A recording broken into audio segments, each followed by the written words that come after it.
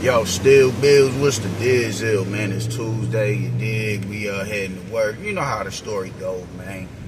You motherfucker. I finally got to watch some of the fights from last week, last night. I was actually watching Xander Zayas versus Jorge Perez while I was on the live with Nuke in the panel, man. Shout out to the IBFP in the panel. So while we was on live, I was able to watch the fight, and I want to talk about that, man. So, peep gang, let's get into it, man. And I want to say this to Xander Zayas, man. This dude is going to be dangerous and really dangerous. He's already dangerous now, but I feel like he's going to be a little bit more dangerous in the next few years, bro. Because, there are vulnerabilities that I'm seeing from him. Not necessarily just from a skill set and a technician standpoint, but just the lack of power and how apprehensive he can be, or how he seems, and when he's in front of somebody who's a slinger and they slinging iron, you know what I'm saying? But other than that, what I saw from him, man, I love this, his head movement, the footwork, the countering, you dig, just the jab, everything was there. Everything was there with this dude. And when you're in front of somebody who's a big puncher like that and is a big dude, sometimes you got to protect yourself. Knowing how to protect yourself and cultivate those instincts. So, man, all right, I do not want to get hit by this dude, because the first hit can be the last hit. So how can I defend myself and neutralize this dude's strong suits so I can enhance mine? And he did that, if we being real. This fucking part right here. He did that, if we being real, man. It was I thought it was a really good performance from him, honestly, man. I loved what I saw.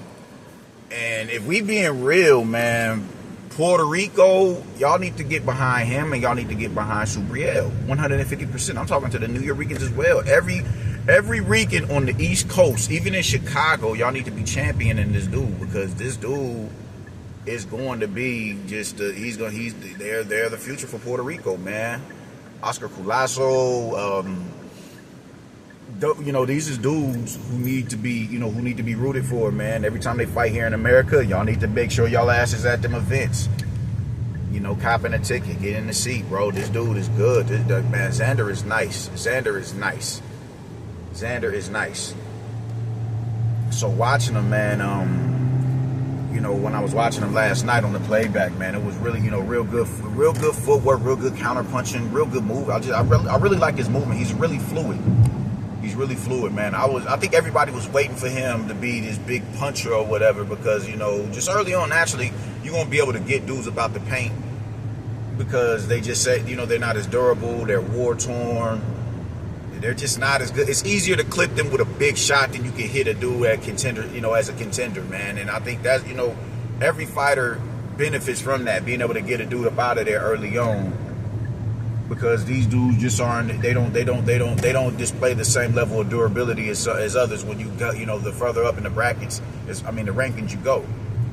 So yeah, you're gonna look like a demon early on in your career, man. But as the fight progresses, as your career progresses, and you're getting in there with more solid dudes, who is harder to find that money. I don't want to say money shot, super pause, but that big shot on, you dig.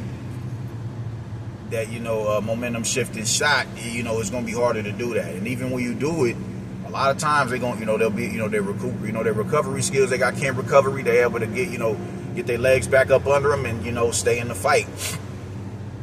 So I think because of the success he had early on, we were seeing if he could continue to replicate what he was doing early on, and that's just not his game. He's a finesse fighter.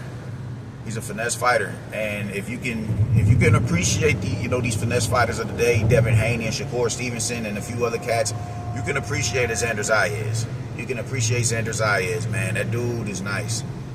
But I personally, I can't really think of a round that I would give Jorge. I'd have to go back and watch it again. But I thought it was pretty much a shutout.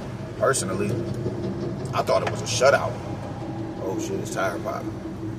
I thought it was a shutout. I thought Xander Zayas, clear as day, won the fight. I thought Xander Zayas controlled, he dictated the pace, dictated the distance in the fight, fought when he wanted to fight, punished him when he wanted to fight. I just thought he put on a really good performance. A really good performance.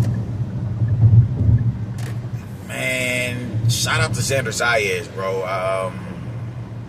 He's definitely a factor up there at 154 pounds, bro. He really impressed me. kid really impressed me, man. That was really good work that I saw from him, man. And I would give him a few before, cause, you know, who's the champion? You know, the other champions up there right now, Sebastian Fundora and Bakram. I would give him a couple more, you know, not bring. I don't want to say you can't have bring along fights because you're a champion right now. You gotta be in there with legitimate contenders. So I would get him in there with someone on the level of a Jorge Garcia or close to it before we get him in there in a unification bout. Just so we can really make sure, and not with, you know, no dude, just some whatever ass niggas, but some dudes who, you know, who can give you the, you know, a certain level of resistance with good punching power. With, you know, they can sting you. I will bring it. I will get him in front of a few more cats like that before I put him in there with someone like a Sebastian Fundora or even a Virgil Ortiz. Because I think Virgil Ortiz is the biggest threat to him as of right now, bro. I think Virgil Ortiz is the biggest threat outside of a Bakram, of course. I think Virgil Ortiz is the biggest threat to him because you just go ahead, man. Go ahead. Virgil, I don't know, man. But Fundora, I would like to see him get in there with, you know, a few more bring along fights. Not bring along fights, legitimate contenders, but contenders who you like. Yo, he's a good contenders. We're not necessarily looking at him like, oh, homeboy gonna be a champion. Homeboy gonna be a champion. Not necessarily dudes like that, but dudes in the top 10, the bottom half of the top 10. Get him in there with some cats like that, and and if he's able to pass that test, then all right, cool. Now let's start shooting for Virgil Ortiz in unification matches. Let's start doing that. But I think as he starts, you know, now that he's a champion, you got obligations to fulfill as a champion. Now we got to start seeing you in there with other champions, with other contenders, top contenders, not just no anyways ass niggas, man. And when you up in there with when you in there with them cats, man, that, you know, 54 is deep. That's a very deep division, and there's punchers up there. You dig? There's grown ass men up there. There's grown ass men up there. So when you up there, we gotta know that we gotta know that you can hold court up there. God damn it, these fucking cars. But we gotta know that you can hold court up there. We gotta know that you can deal with the strength and the thump from them niggas. So I would like to see him in there with some other dudes, some other bangers. I would like to see him in there with some cats like that. Some reputable punchers, man. And before we get him in there with a Sebastian Fundora, I think he does everything better than Fundora. I think he does. I don't outside of dictating range and, you know, shit like that. I just think now that Fundora has found, and, you know, my man Brim said it last night. Unbiased Brim, shout out Unbiased Brim. He said it last night on Nuke's platform, and, you know, I heard Ring IQ say it as well, man. He's starting to move. He's starting to fight like his baby sister, Gabby Fundora. I'm starting to use my limbs. Yeah, I like banging in the pocket. That shit is dope. But you're blessed with height, bro. Sebastian is average height for an NBA player. You know how tall that is? That is a colossal size human being right there. 6'6". 6'6", you're lanky, you're rangy. I don't want to call him a weight bully because the dude, you know, his build, I don't think he's built for middleweight. At least not right now. I don't think he's built for middleweight. I think he's built for the division that he's in. He's just so much taller than everybody. You know, it's like Rafael Espinosa, bro. The dude he's built for the division that he's in. He's built for 126. As of right now, he's making that weight comfortably. So I don't want to just jump out the window and call him a weight bully, because he's built for that division. If he goes up to 160 pounds, it could be treacherous for him. So stay there, let your body fill out a little bit more. We just got to find a way to negate the height, and it's been negated before. It's been negated before. Tim Tszyu was clipping Fundora with some big shots. So he's there to be here. You can still reach out and touch him if you're durable enough to get past his length. But that is the thing. Is Xander Zayas durable enough to get past that dude's range? I'm not so sure. And Sebastian Fundora is not even a decent sized one. Sebastian Fundora is a big puncher. I take back everything I said about Sebastian Fundora with him being just his limitations and everything, man. He's proven otherwise now, man, with the way that he's fighting. And I wouldn't be so quick to throw Xander Zayas in there right now with him, man.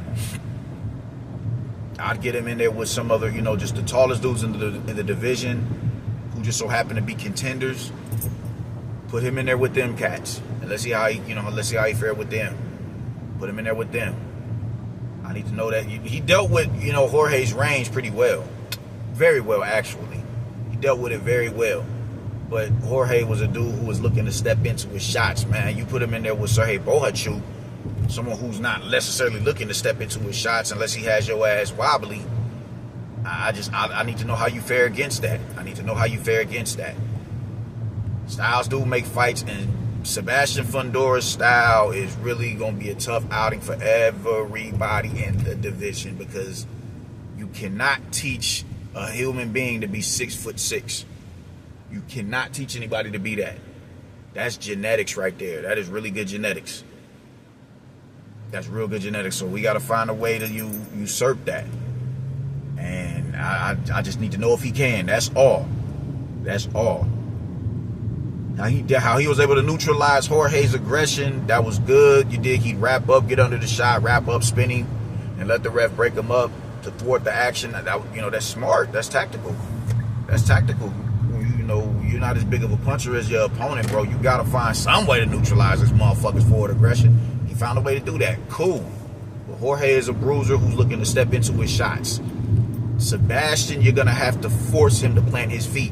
Tim Tszyu had success with it. He had success with it, the last 3 rounds before he got stopped. But he had success with it. Forcing him to plant his feet, nah, man. I'm not about to keep looking. I'm not about to come out there and find I'm about to put this right hand on your jaw strap, bust your nose open, and you gonna stay your ass right the fuck there. Because I'm not about to keep chasing you. It's gonna take somebody like that to get him to plant his feet again and revert back to who he was last year. And I don't know if Xander is of that. I don't know if he can do that just yet. I think he can still outmaneuver him. I think he can. I honestly do. But I just need to know for sure. Xander is he's a more complete boxer than Sebastian Fundora. His movement is a lot more fluid than Sebastian Fundora. His defense is a lot better than Sebastian Fundora. His counter-punching abilities is better than Sebastian Fundora, but Fundora is using his range now. That has me worried. So, all in all, great performance from Xander Zayas. I'm really looking forward to what he does in the future. I was really impressed with what I saw. From him. Shout out to him, man. And Puerto Rico, y'all got 1. Y'all got 2. Y'all got 3. Outside of Amanda Serrano ain't going to be here for that much longer. God damn it. These fucking stoplights, man. But, y'all got 1. Y'all got 2. Y'all got 3. Y'all got 4. Y'all got Serrano. Y'all got Culasso. Y'all got Matias. And now y'all got Xander. Y'all need to get behind these dudes and champion these dudes. The dudes is factors, man. For real. So, shout out to Xander Zayas. I was impressed with what I saw from him. And let's get him a few more fights on the level of a Jorge Perez. I think that's his last. I think his last name is Perez. Get him a few more shots like that. Get him a few more looks like that. And sky's the limit for youngin', man. And that's pretty much all I got to say about it, man. Shout out to Puerto Rico and Xander. I'm out here. Deuces.